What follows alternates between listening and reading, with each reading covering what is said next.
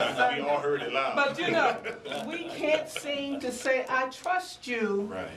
I trust your ideas, even though you want to attack it from the left. Yes. I trust you on the left because I'm going to have your back on the right. Yes. Okay? And I may come at it differently than you come at it. You also talked about the need for our young men to be taught how to stand up, put the chest out, look people in the eye, tell them what you're about. I remember I sent my son to Morehouse. He asked me if I sent him to boot camp because that's exactly what they did. They said, when you leave your boy here, your son, you will pick up a man when you come back. And that's exactly what it was. It was 4 years of teaching those young men how to be men, even though they're coming from families. And so what you said, in terms of the nation, that whole program works in terms of building strong men. And so anyhow, I don't know what I'm talking about. All I know is that we have work to do. Yes. And we've got to trust one another to be able to do it. I'll say this as quickly as I can, but I am duty bound to say it. Every time we go into our boardroom, we see our founder, the person who left a legacy for us to build on. And we have chosen not to do that. Now, you may not believe this, but it's going to be out here tonight and probably talked about when y'all leave here by you and by someone else as well. Why has the community stopped using KBBG? You talked about a conspiracy. There's one for you. Oh, yeah. Oh, yeah. It is so pleasing to the white man that the community is doing this. You don't even have to wash his hands, just dust them. You don't have to wash her, you know, because we're doing such a beautiful job.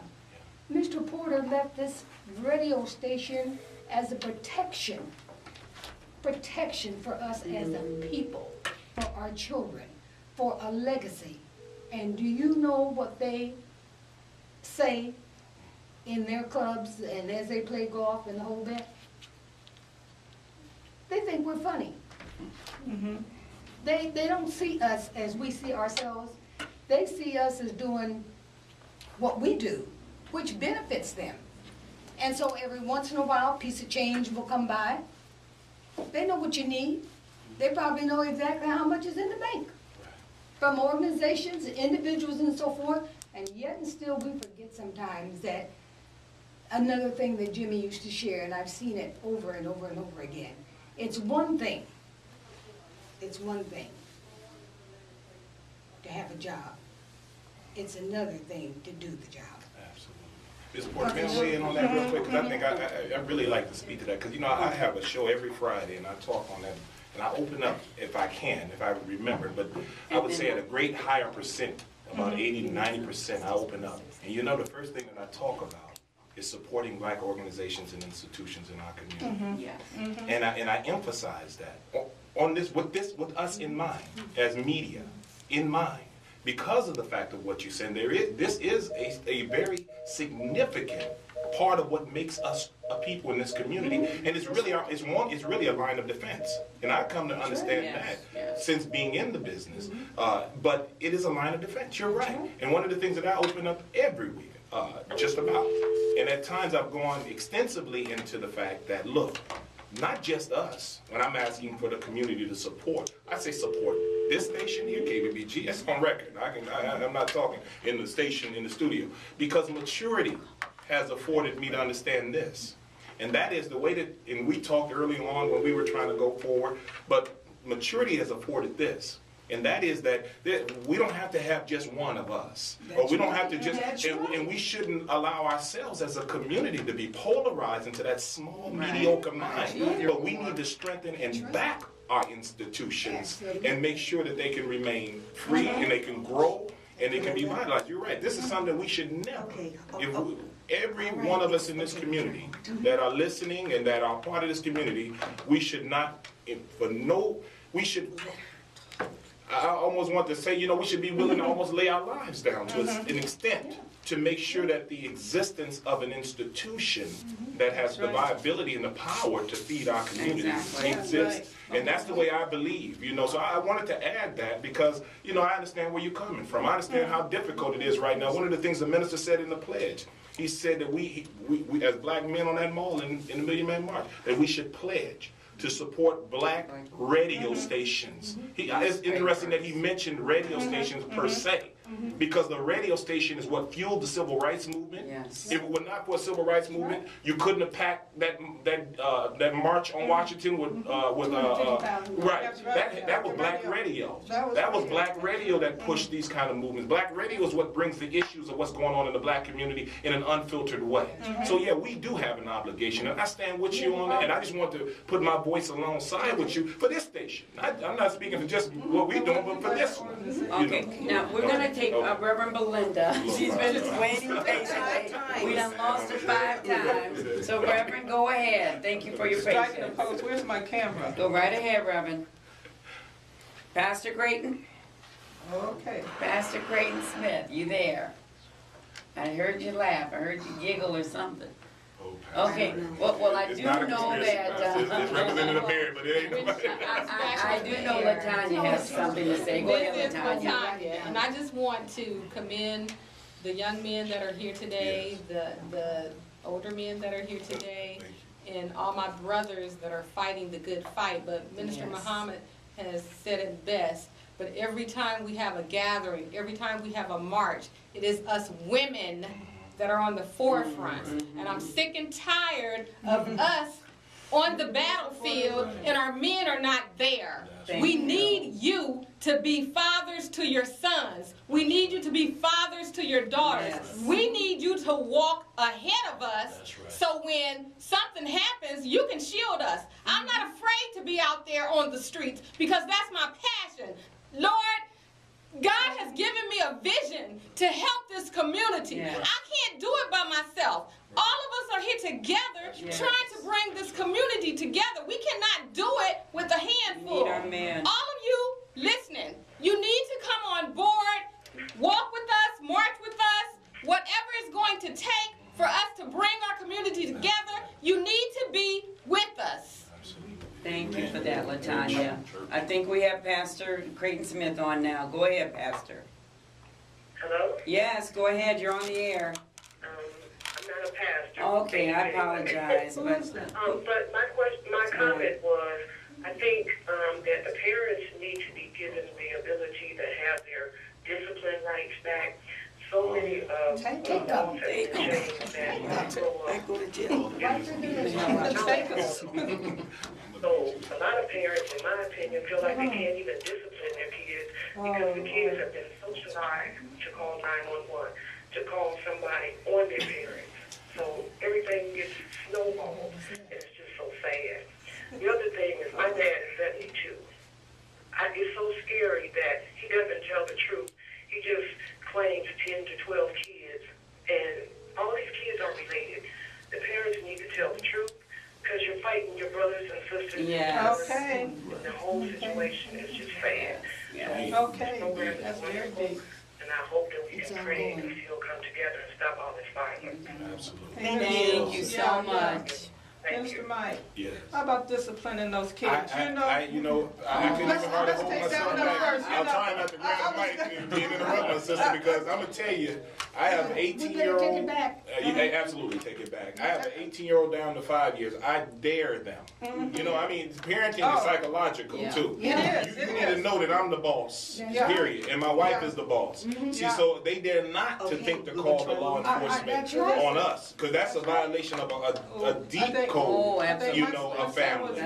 My son was And there's a difference 9 or so. between disciplining Get the your mic, kid. get the mic, There's a Corey. difference between disciplining your kid and abusing beating them. them. And abusing. Beating That's her right. You ain't got to beat them. Ain't nothing wrong with a little Okay, switch. let's I'm take still the here. call. We have another call. Go ahead, caller. You're on. Oh, I told my son I'd call the Reverend? police. You're on the air. Go ahead. Turn your radio down. Okay, well, here's what we'll have to do is come back to that call because Yes, we'll just come back to that. But discipline Minister, is go ahead with necessary. the I mean, discipline part. I And think it's all what of it us. is, what you say is the word. And Yeah. I'm glad my brother Yeah, he iterated that clarified it is that. not Yes, abuse. he did. It's not You know, abuse. but it is discipline. And Yeah. I think the Right. Bible said no love, no discipline, Yeah. no love. Yeah, You yeah. spare the rod, spoil the child. I'm so grateful for them whooping. At that Yeah. time, Yeah. at that time, I thought my mother was crazy. And I thought she was being unjust. But if I can add one thing though, but here's the thing, you can't discipline them when they're 15. Right. It starts at 2. Right. And younger, you know what I mean? This is Sir back again. Another way also to discipline a child is give them something to want. Like it doesn't have to be spanking. Like I said, my son is active in football, basketball, or not basketball. He hates basketball. Football, wrestling, track. But ways to discipline them is take those away from them. Yeah. Don't allow your child to be struggling with these and say, okay, go ahead and play basketball still. No, things come first before sports. That's right. It doesn't have to be, like you said, a spanking sort of. I mean, I actually have never had to really spank my children, but I take things away. So if you have your PlayStation, so to speak, then you don't have your PlayStation if you're not abiding by my rules. So it's not just about the spankings. And I have 2 biracial children. So I mean, we hear talk about the black community, but I'm also advocate for just young children, period. Because I have 2 biracial children. So and then my in-laws are also on the white side, and they've supported me. They have been on the white side. They've supported me 150%. Whatever I do, like I said, I have my moments when I was having issues, and I've always been able to call on Bob and Katie, who I hope they're listening. I love you guys. It's just like I said, there's other ways of disciplining your child, and I've had actually a parent this year in football come to me as a coach and say, this certain child's having an issue. What should I do? And I said, I can't be that part of your parent, but I can discipline them in practice for you too, if you decide to bring them to practice. And I did, and it actually changed. It changed the kid's behavior so much where this kid actually went and got involved in something completely different because of the discipline he received in football practice. And another thing about discipline I want to touch on is, we tend to, as black parents, tend to discipline our kids for every little thing they do and not uplift them on the thing they do good, Absolutely. look past those parts, and instead of, so they see just the negative attention they get and not enough positive attention. Right. When you talk about taking things away, one of the things that we have to do with our children from an early age is to make them accountable for their behavior. And that's the big thing, to make them accountable. And you do that in many different ways. And it doesn't have to be spanking. But I can remember telling my son the first time he tried to say he was going to call the police, I said, hold up. I said, let me call them for it. Better yet, let me take you down there, if that's where you want to be, But the thing that I was able to say with him, I'm the adult, you're the child. And if I had to keep saying adult, child, there's a role that you have, and you have to be accountable for your behavior. He also told me that I was trying to make him a slave. When he was about 9 years old, I said, let me show you what slaving is all about. And I then could teach him about slavery, about the atrocities of slavery. But to make your child accountable, if you don't do it when they're little, Yes. and Yes. Deb, you said it best, Yes. at 15, it's too Too late. late. There is accountability. This is Sir again. I know we're getting into the whole parenting thing, but I don't want to We get need to. young Bubba lost We need for to. this either, because his mother really, Bubba was raised the right way. I know that's what this whole topic we got kind of going with that topic, but I want my cousin to know that she couldn't have done anything better. He was just a product of a bad situation. But she did everything the right way, and he was raised the proper way. He wasn't a thug. He's actually a kind of a comedian, but it's just one of those things. I don't want anybody out there listening thinking that his death was justice. What happened to him was because what he was doing. That's not the truth. And I want my cousin to also know that what she did, she has nothing to be ashamed of. That's right. Thank you for that. Councilman Hart, were you wanting to say one more thing? He always has something. Yeah, and that's, I thank you for that point, just in knowing knowing him for a long time and knowing all that she's invested in a young man. But, you know, also, but back to another point in regards to parenting really quickly. I often hear parents talk about, well, I don't want you to have to struggle like I did. I don't want you to have to go through some of those things that I did. But when you really think about the essence of that particular thought, you know, they have to have some type of struggle. They have to be made accountable for doing certain things. See that hard work? And Minister Mike and I, we always have a little joke because when you ask one of my sons, you know, when we talk about the word discipline, they're like, did you get disciplined? And discipline comes in many different forms. And then, but the thing about it is because you're trying to make disciples. So when they get in court. And I want to add to that because, you know, the way I've learned, and I appreciate Councilman Hart's point. Disciples. And this is the way our mothers raised us and kind of what you were talking about. I appreciate it looking in hindsight. I mean, in the moment, you thought it was harsh, cruel, and unusual. It was slavery. I mean, it was the whole works, the way my mother had us going. But the thing I learned is that when you're in a parenting situation, it's not a democracy. It's not a democracy. It is a dictatorship. Yeah. And it really is. It is a dictatorship until you can pay your own bills. And when you can pay your own bills and fend for yourself, now we can have diplomacy. I do believe there has to be a gradual process where diplomacy can come in, or we can sit down and talk. But I mean, I have great conversation with my daughters. Of course, I don't believe a man should ever put his hands on a girl, and I don't have to discipline my sons. I mean, you know, one or two times, tighten it up real good. Lasting impression. You know, I don't want time to run out before I recognize what my sister over here said about if it wasn't for the women. Yes. And in fact, there's a book by Gilks is her last name, and it's entitled If It Wasn't for the Women. And it traces the role of black women in the churches, in the Baptist churches, and in the churches. If it wasn't for the women, as she's saying, a lot of these social movements wouldn't have happened here. And I really felt what you were saying, because you are pleading with the men to put the Xbox down, to put the PlayStation, whatever these games are. Mike, you said it best. If you don't know what they're doing out there in the street, don't speak on it. I don't know the games, okay? But I know they're doing something when the women are out trying to evoke change. And then they're not there, they're absent. And so I really felt, and I just wanted to applaud you for your passion in trying to make a difference here in this community. But like you're saying, everybody has to stand up, and everybody has to find some little small way that they can contribute to change here. I said we have to make our boys accountable. I also want to say that we have to not allow them ever to be lazy.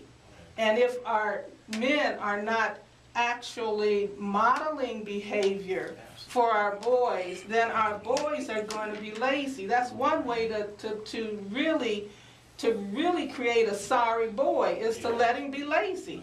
Don't make him accountable.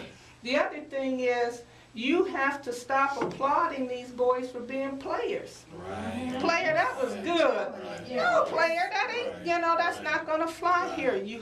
We have messages built into, when you say culturally competent kind of language, we have messages built into our language in dealing with our boys that somehow makes them feel that it's okay. We don't even encourage them to manage their money appropriately.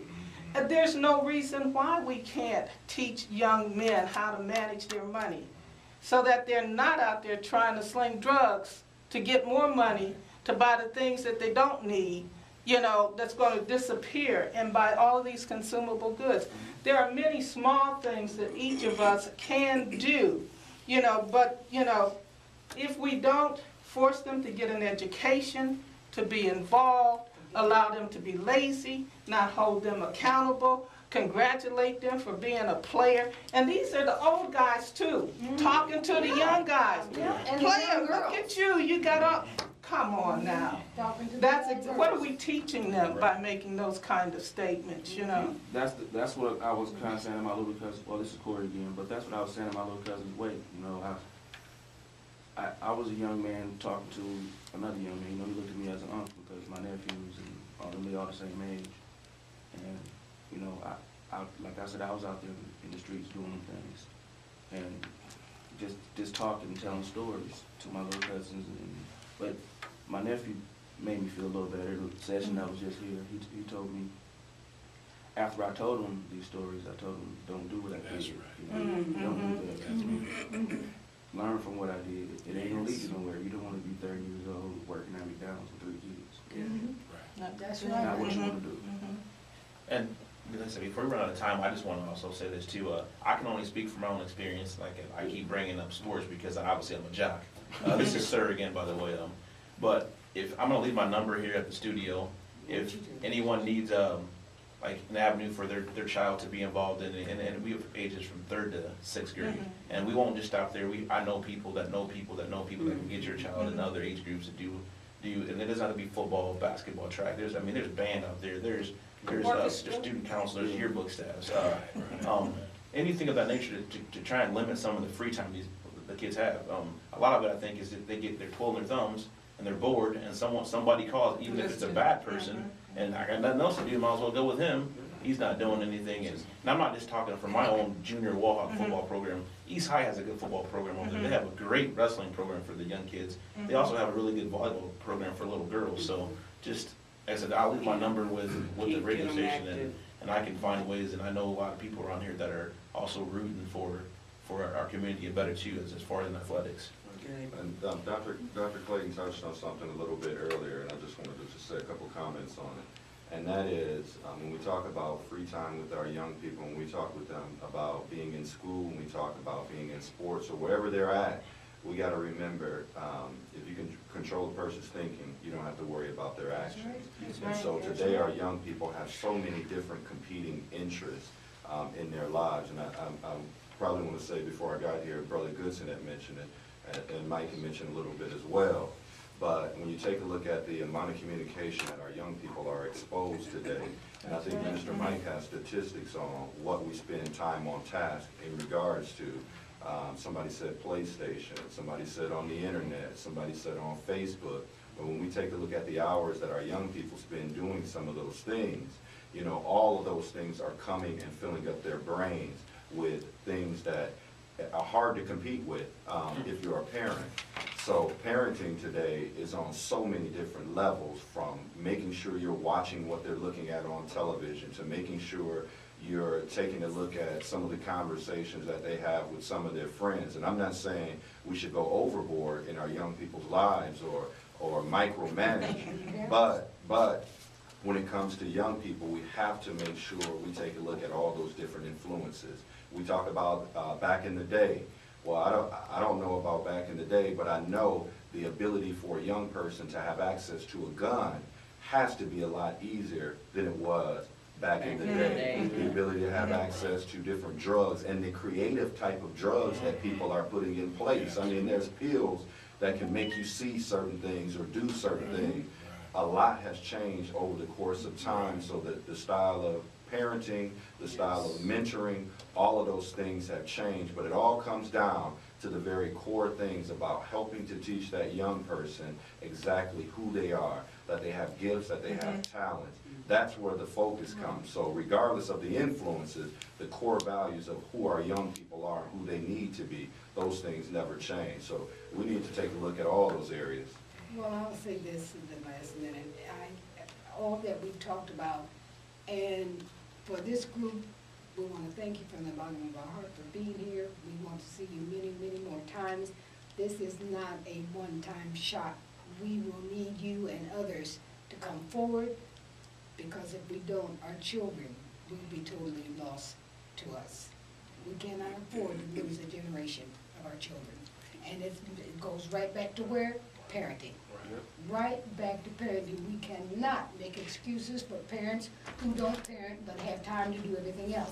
And I'm not saying all parents are like that, but have we failed our children as a generation? Yes, we have failed. Now, we must pick ourselves up, take our children with us, and get back on the journey. And we have another caller. Caller, go ahead, you're on air. Hi, are you tonight? Very well, thank you. Okay? Very well, thank you. Yeah, this is Jim Cook. Jim See, like the Bible says, straightway a child should go.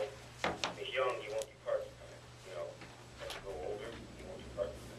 Also, another thing too, take, like in the Bible, God said you don't show any partiality, like Joseph. His father showed partiality and his brother sold him out to slavery. Okay? And then another thing too, the females, they're right on target. And like in the Bible, the prophetess, Deborah, hey Deborah. So anyway, what I'm saying in essence, you got baby, like you said, babies raising babies, okay? And the thing of it is, a lot of these babies raising babies are on welfare, and et cetera, et cetera. And the thing of it is, a lot of these young guys won't work because the baby raising baby, she's on welfare, she's getting food stamps, et cetera, she's paying the guy's car note and all this kind of crap. So hey, that's why the guys don't want to work, you know? So that's what I got to say, okay? Thank you. Okay, thank you, Jim, for that. David, did you want to have something? Well, yeah, I'll just add, I'll just add, 'cause I know we're running out of time. Just a couple of things real quick. Earlier, I'm so glad that the sir made the comment about the fact that Bubba's mother was a good mother. And I know so many mothers and parents who are struggling financially with no resources and lack of some skills or maybe education, but love their children and are really, really worried about their children. I work with one of my programs, I work with about 40 young black males this year, and the parents are struggling. They want the boys to do well, but they're struggling. So I just wanted to make that point that, and not saying we're beating up on parents, because that's important. Parenting is important. It's not the only thing in this situation. People like me come from two good parents. So we have to realize, I'm just making this point so we'll know that it's bigger than just parenting. David, yes. I had two parents married 54 years before they both passed away. My father worked at RAF for 42 years before he retired. Same house all my life, same phone number. You know, follow me? And so I never got in trouble while I was in the household. I knew better.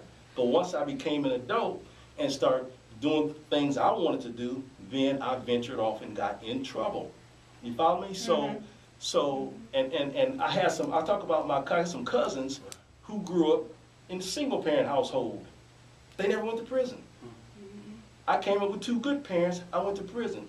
So my point is simply that it's bigger than just parenting. And so my last comment, our last comment is that for the future discussions, maybe it'd be a good topic to discuss what Minister Mike was talking about, some of the social engineering that's going on, so parents will also be educated who are listening and better understand the impact of the social engineering on their decisions and on the child decisions. And finally, one of the things that we talk about, there's a different style of parenting that's going to have to occur. Our parents told us to get a job, okay? At that time, get a job was right. Let me just take you through, I think I can do it in 60 seconds. So prior to, I did this presentation, prior to 1900, 85% or 90% of Americans made their living on farms, farming. 1900 to 1979, 80, 70 or 72% of Americans made their livings in factories, a livable wage. 10, 12, 14, on, livable wage. From 1979 to current, we are now living in what's called the creative economy. The creative economy. So how we tell our children, look for a job, get a career, start a bit, those things, that part of parenting is crucial. Because we're not living in that age of majority of Americans farming, the majority in factories. Now the majority of Americans, this is the creative economy. So we have to talk about that in the social engineering that's going on. So 65 seconds. Final comment. But hopefully we can get to that in another discussion. And I would just add real quickly, and I know we gotta go, but, real quickly, that we certainly got, what he's talking about, we need to get into diet. We need to get into a lot of other factors that's affecting young people, super psychotic drugs with the Ritalin, the prescription Ritalin. Thank you, yes. We need to look at all kinds of aspects of what's affecting psychologically what's affecting young people today. So so it's a lot more than what we think. It is a serious program, a movement on the part of that top 1% who are deliberately creating, manufacturing prisoners. So that's what I think at some point I appreciate being here. This will be continued. This is not a one shot. We need to have this to go forward. And so we'll be looking for you and others as well. LaTanya, do you have some comments? Okay, now that I'm a little calmer, but I'm passionate about what I do. And again, I just want to encourage the community to come together as a whole and work with us, work with organizations that are out here trying to save our youth. Wonderful. Dr. Clayton. Michael, I think you hit it on the head. If we let our organizations fail, if we let those things in our community that can move us forward, like our media outlets, if we let those fail, then we are deciding to throw our hat in the ring with those who are creating the conditions for us not to be successful in this society. So what you have said and what you put on the heart of people, I think, is very important. We cannot allow our institutions to crumble, because then our community will be flattened. And the other thing I'd like to say in closing, Michael, you're able to put on the heart of many of the young people that you talk to the desire to do better, because you speak to them from the heart, I guess, not from Quentin Hart, but from the heart. You do speak to them from the heart with passion and with a personal narrative. I think all of you young men have a narrative that can help other young men. And to the brothers that came, condolences to your family. And I didn't know the young man, but from my reading and listening, it was my loss not to know him. So I want to thank you for being here. Well, again, this has been wonderful. And it's always nice when I can just pick up the phone at the 11th hour and call each of you guys to come and help me out. So I really do appreciate that. And Minister Mike, you brought up another part, wellness, health, and eating healthy and all of that. I just want to throw a quick plug in, because as we know, the Affordable Care Act was recently passed, and now it doesn't matter if you have a pre-existing condition, you can get health insurance, folks. You can get some health insurance, and I can help you get that. So at 319-235-3712. I can help you make sure yourselves are covered with some health care too.